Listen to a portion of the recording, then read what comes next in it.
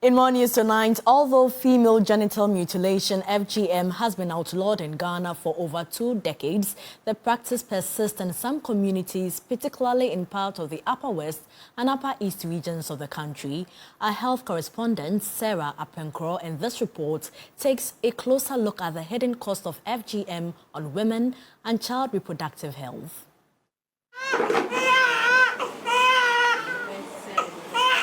Female genital mutilation, FGM, remains a serious concern in parts of Ghana, driven by long-standing cultural, social and religious beliefs.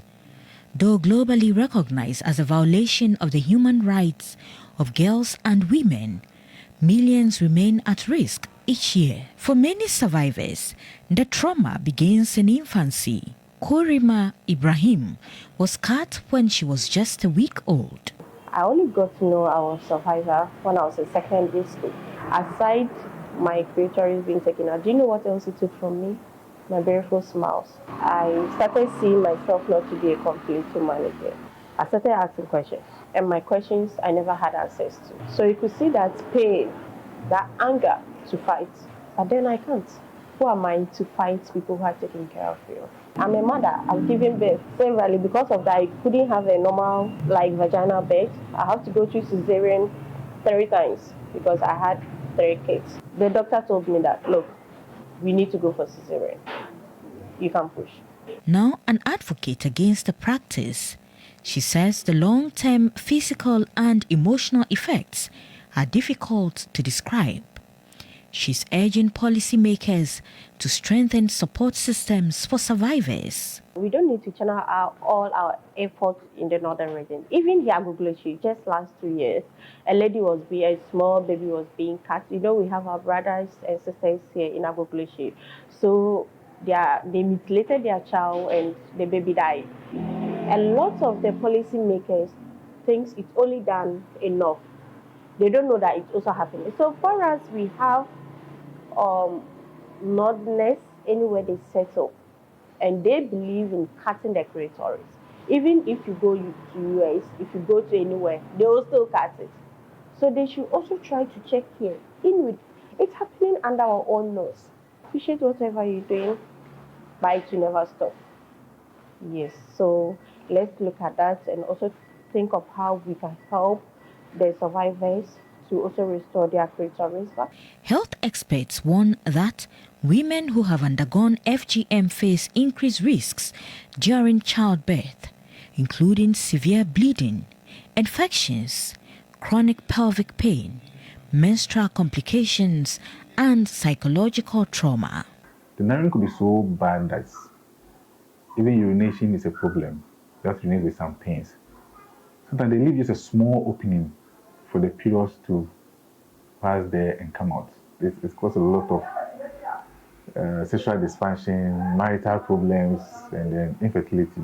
For those who we miss them at that stage, and then they come to us, the treatment depends on the severity of it. There are certain types that you don't need to do any surgical intervention for them. But the severe one that causes a lot of narrowing, then those ones, you have to go open up the place, the opening, to widen it so that the periods will come freely and the pain during sex will stop because you're able to have adequate sex. So that process is available, especially in our teaching hospitals, that can be done.